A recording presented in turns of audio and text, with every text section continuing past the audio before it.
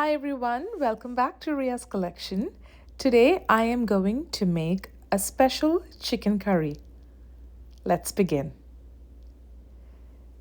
First, we need to make a rough paste using ginger, garlic, dried chilies, whole spices, ground coriander, ground turmeric, and some ground cumin. We're going to grind that using vinegar and some water. So I'm going to transfer the ginger, garlic, dry red chilies, and the whole spices into a mixie jar. And I'm going to grind that into a rough paste using the vinegar.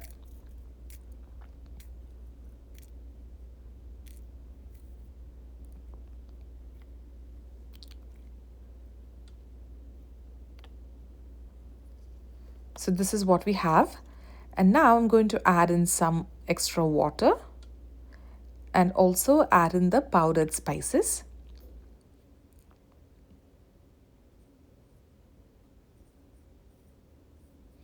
And I'm going to grind this to a smooth paste, as smooth as you can get it. If you think you need to add some more water, feel free to add that extra bit just so that you can help the machine run smooth.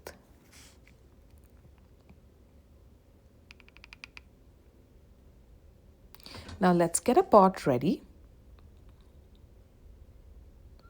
And we also need some onions that have been finely cut, along with a couple of tomatoes which have been pureed. So this is the ground up paste. We also need a tiny bit of sugar, some chicken that have been cut up, and 1 egg. So I generally like to use chicken thighs for all of our curry preparations at home, and I chop it up into smaller pieces at home. So now let's heat up the pan and pour in some oil. I like to use coconut oil for this recipe, and because we live in a very cold place, our coconut oil is always solidified. So I'm just going to let that melt. And once the oil is hot, I'm going to add in the finely chopped onions.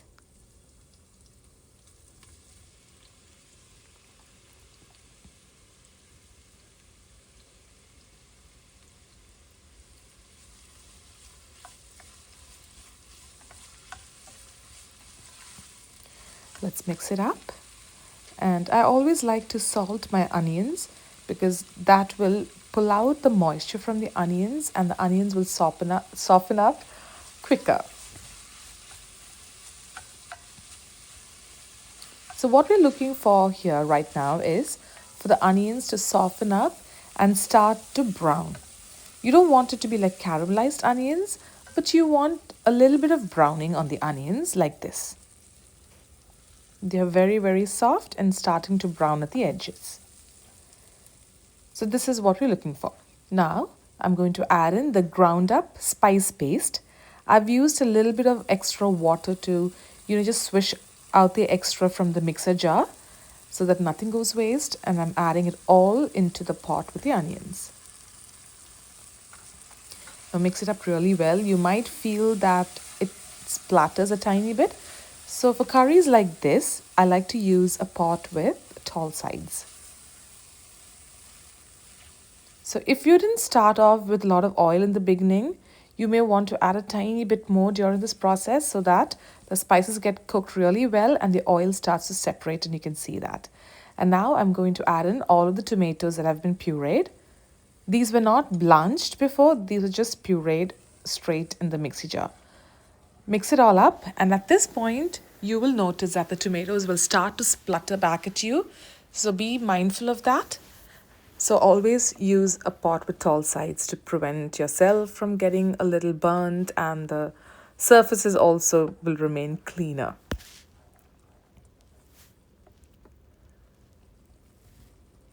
Now you can see that the splattering is stopped, and you will notice that small tiny bubbles are appearing on the top. It means the tomatoes are cooked well, and I just added a little bit more of salt. I like to add salt as I go.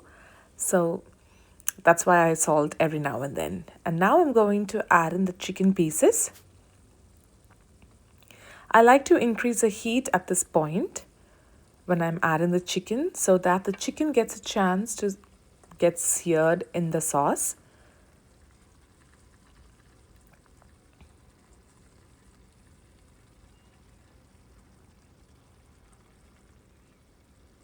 I'll mix it all up, and with the heat on high, keep mixing for about 2 to 3 minutes.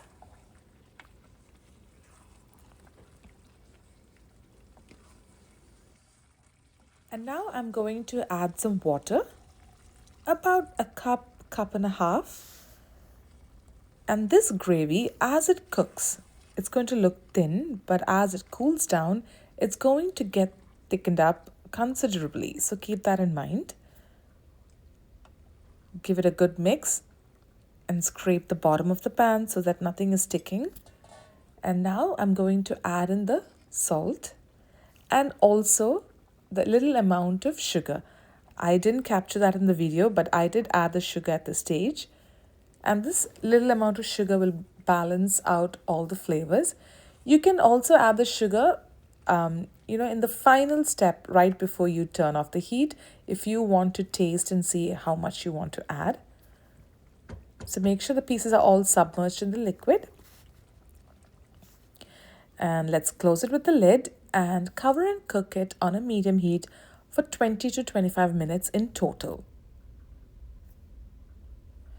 I always like to check on it every now and then just to make sure the pieces are, submerged in the liquid and not sticking at the bottom of the pan. And you can always add more water if it's needed at this point. I think this is a good amount of water.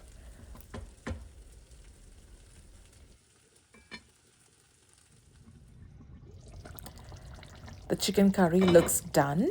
As you can see, the oil is now floating on top, which is a good sign. The gravy is fairly thin at this stage, but it's going to thicken up much more as it cools down.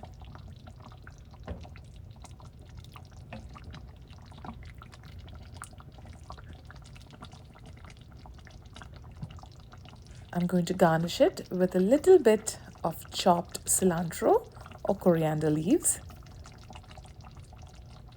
And then I will turn off the flame and let the curry absorb all of the flavors. And I'm going to cover it and let it set aside for like 5 minutes. So the egg that I showed you earlier, I hard-boiled it and grated it, and I'll be using it to garnish the curry. Special chicken curry is now ready to be served. I hope you give this recipe a try at home and let me know how you like it. It goes well with almost every kind of bread and rice.